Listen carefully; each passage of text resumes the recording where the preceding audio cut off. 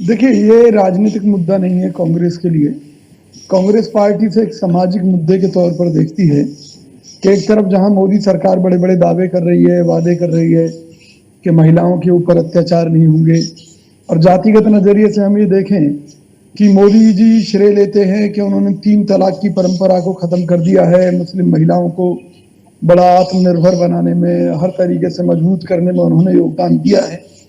उन परिस्थितियों में जाति के आधार पर ही बिल्किस बानो को न्याय ना मिल पाना, क्योंकि अधूरा न्याय भी न्याय ना मिल पाना होता है, तो उसको लेकर कांग्रेस पार्टी द्वारा आवाज उठाई गई है।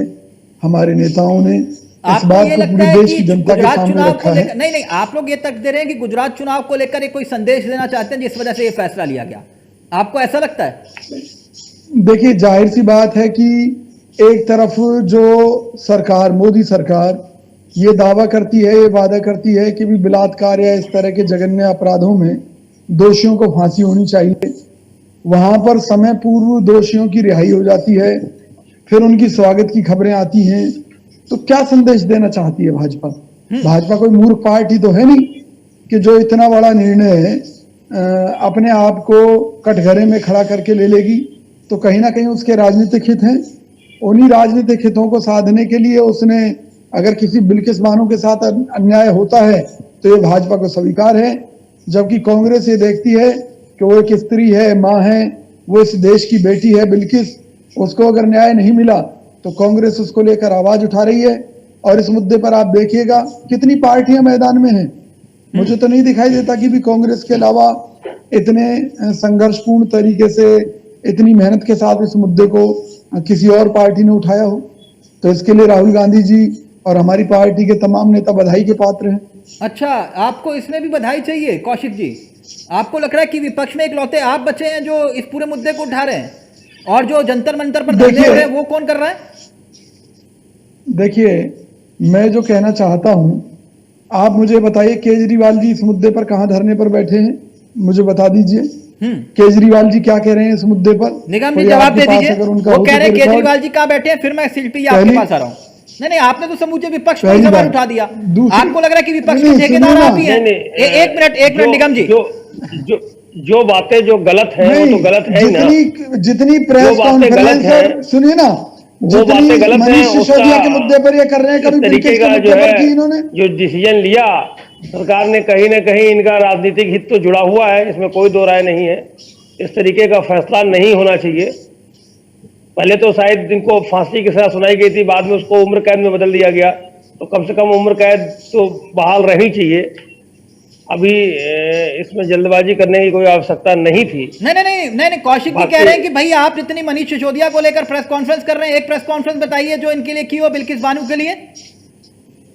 ठीक है, वो एक अलग मसला है जो हम कर रहे हैं, हमारा वो उसको दूसरे के साथ आप मत जोड़िए। मतलब गुजरात का चुनाव आपको लड़ना है, लेकिन आप गुजरात के लोगों की आवाज नहीं उठाएंगे, आप ये कह रहे हैं निगम जी। कौशिक जी पहले आप रिस्पॉन्स करिए। विजय कौशिक जी, क्या एक महिला को ऐसे ही न्याय मिलेगा? देखिए, यही देश का दुर्भाग्य है कि किसी महिला को अगर जाति के आधार पर न्याय नहीं मिल रहा, या जो सरकार है वो उसमें अपना राजनीतिक हित देख रही है, तो निश्चित तौर पर ये देश के लिए शर्मनाक बात है। अब इस मामले में अगर कोर्ट ने किसी को दोषी ठहराया है और विश्व हिंदू परिषद या भाजपा उसे दोषी नहीं मान रही, तो इसका मतलब हमारे देश की न्याय व्यवस्था के ऊपर ही भारतीय जनता पार्टी ने सवालिया निशान खड़ा कर दिया है। या फिर अगर कोर्ट ने दोषी मान लिया है और राजनीतिक हित के लिए भाजपा उन दोषियों को सिर आंखों पर बिठा रही है, तो ये देश के संविधान की धज्जियां उड़ाने वाली बात है। ठीक, तो कांग्रेस पार्टी मानती है ऐसे मुद्दों पर राजनीति नहीं होनी चाहिए थी, और अगर हो रही है, मैं माफी चाहूंगा आज तकनीकी दिक्कत की वजह से समस्या आ रही है। मैं कौशिक जी आपके पास आक्षेप करने वाली या बड़ा बयान देने की जरूरत मैं नहीं समझती। नहीं, ये कौन सी कोर्ट का फैसला है, जरा इनसे कोर्ट के ऑर्डर भी देख लीजिए तिलक भाई। ये देश की जनता को गुमराह करने वाली बात कर रहे हैं। नहीं, दीगर कोर्ट के बाहर आए क्या ये? नहीं, और क्या, गुजरात सरकार का फैसला था, 15 अगस्त के मौके पर इन्हें रिहा किया गया है। नहीं, गुजरात सरकार कोर्ट को ही तो करती है। अगर कोर्ट को लगता है कोर्ट ने तो सजा सुना दी, गुंजाइश है तो ठीक। ये बात आ रही है विजय कौशिक जी, आपने तो निगम जी के सर पे डाल दिया कि भैया हम इकलौते हम ही हैं जो आवाज उठा रहे हैं बिल्किस बानो की। और विपक्ष में गुजरात के मुख्यमंत्री को लेकर सवाल कटघरे में हम खड़ा कर रहे हैं उनको, लेकिन दिल्ली के मुख्यमंत्री और मनीष सिसोदिया को लेकर आप सवाल उठा रहे हैं। मुझे एक बात बताइए कौशिक जी, इस पूरे विषय को लेकर, प्रकरण को लेकर जिस तरह की सियासत हो रही है, सवाल तो आप पर भी खड़ा होगा ना। जब कार सेवकों को मारा गया था तब आप लोगों ने आवाज क्यों नहीं उठाई थी?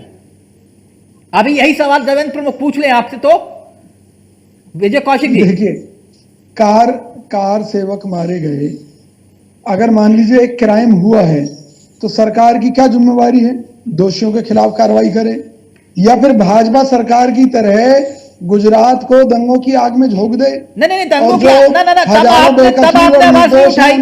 आज आप निगम जी को सलाह दे रहे हो कि विपक्ष के रूप में सवाल उठाओ, तब आपने सवाल नहीं उठाया। तो जब कार सेवकों को जब मारा जा रहा था तब नहीं आपने आवाज उठाई? नहीं, कार सेवकों को हमने कहा मारा भैया?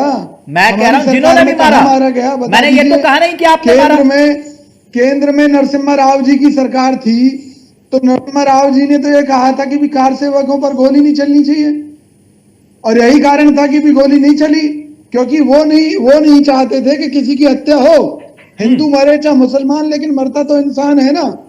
जबकि एक तरफ भारतीय जनता पार्टी लोगों को मरवाने पर जुटी थी, हिंदू मुस्लिम लड़ाई करवाने पर जुटी थी, और उसके बाद जब बाबरी जो ढांचा गिरा था, विवादित ढांचा, उसके बाद क्या हुआ? देश भर में दंगे हुए। सिर्फ आपसे ये कह रहा हूं कि आप निगम जी को सलाह दे रहे हो कि भैया तुम अपनों को बचाने में लगे हो, वहां बिल्किस को लेकर आवाज नहीं उठा रहे, प्रेस कॉन्फ्रेंस कर रहे हो, लेकिन यही सवाल तो आपके ऊपर भी आया ना। जब कार सेवक मारे जा रहे थे तब आपने कुछ नहीं किया इस विषय को लेकर, आप लोगों ने भी सिर्फ चुप्पी साधे रखी, तब आपको दर्द नहीं हुआ? देखिए, ऐसा कभी नहीं है तिलक भाई, बड़ा स्पष्ट रूप से बता रहा हूं।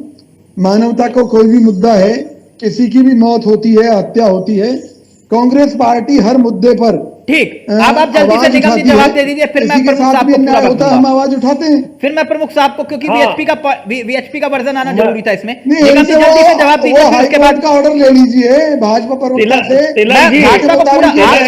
और आज विपक्ष को एक चीज मिली है कि एक मौका है उनके पास, इकट्ठा हों, एक साथ आए। मेरी सहानुभूति भी, क्योंकि अगले 2024 में भाजपा इस मामले में दोषी है। मैं आपको बधाई देता हूं। मेरी बात पूरी हो जाने दी। ओके, पहले विजय कौशिक जी आप, फिर निगम जी आप। वो कह रहे हैं कि कोर्ट में जाइए, बड़े बड़े वकील आपके भी हैं। देखिए, सबसे बड़ी बात यह है कि कितनी बेशर्मी से अगर सत्ता पक्ष ये कहेगा कि भाई जिसे जाना है। देखिए, वर्ड संभाल कर बोल रहे हैं प्लीज। व्यक्तिगत जो है उसको सवाल को, कौशिक जी आप एक पढ़े लिखे अच्छे जी पैनलिस्ट हैं, टीम पर बैठे। पक्ष के लिए कहा है, देवेंद्र भाई के लिए नहीं कहा। गाली देना ये कहीं शब्द का मामला नहीं है, आप जैसे पढ़े लिखे। ये कोई गाली नहीं है, दूसरी बात व्यक्तिगत रूप से आपके लिए कही गई। ये व्यक्तिगत वाली बात ही आ जाती है कि सत्ता पक्ष ने ऐसे वर्ड बोलेंगे। देखिए, ये कोई शब्द आप जैसे पढ़े लिखे व्यक्ति के लिए अच्छी नहीं है। एक बड़े पार्टी के पैनलिस्ट हैं और अच्छे, आप शानदार पढ़े हुए भले व्यक्ति हैं। आपकी भाषा की मैं हमेशा तारीफ करता हूं, लेकिन वर्ड ऐसा हो कि किसी को दिल में न चुभे, कड़क हो, कठिन हो, तकड़ी आवाज हो, लेकिन उसमें गाली ना हो, प्लीज। ये जो मैंने अपनी बात कही है, मैंने किसी व्यक्ति विशेष के प्रति नहीं कही है, सत्ता पक्ष के लिए कही है कि अगर सत्ता पक्ष बेशर्मी के साथ ये कहे कि भाई ठीक है, हमने तो जो गलत काम करने थे कर दीजिए, जिसे जाना हो कोर्ट में जाइए, तो भाई फिर तो यही है कि सरकार अपना दमन चक्र चलाती रहेगी।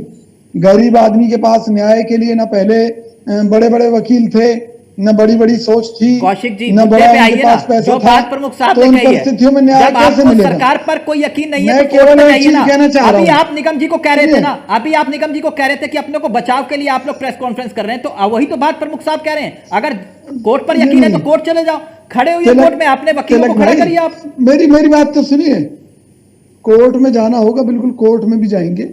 हमारी कोशिश है कि ऐसे देश के हर व्यक्ति को न्याय मिले।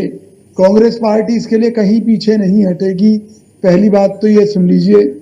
दूसरी बात हो रही थी प्रणव दा की, तो ये शायद भूल गए हैं कि अटल बिहारी वाजपेयी जी ने नरेंद्र मोदी जी को गुजरात दंगों के समय में क्या नसीहत दी थी।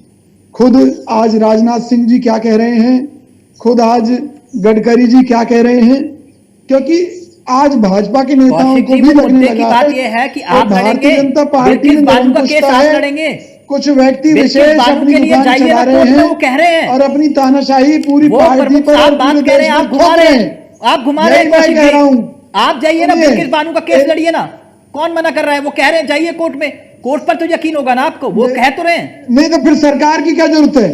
क्या सरकार का फर्ज नहीं है? अगर मोदी जी लंबे लंबे भाषण दे सकते हैं महिलाओं की सुरक्षा को लेकर, महिलाओं को न्याय दिलाने के नाम पर, तो क्या मोदी जी से नहीं निगम जी, ओके, निगम जी का रिएक्शन, निगम जी, जो अपराधी है उनको इस तरह से रिहा क्यों किया गया? कौशिक जी, क्या वो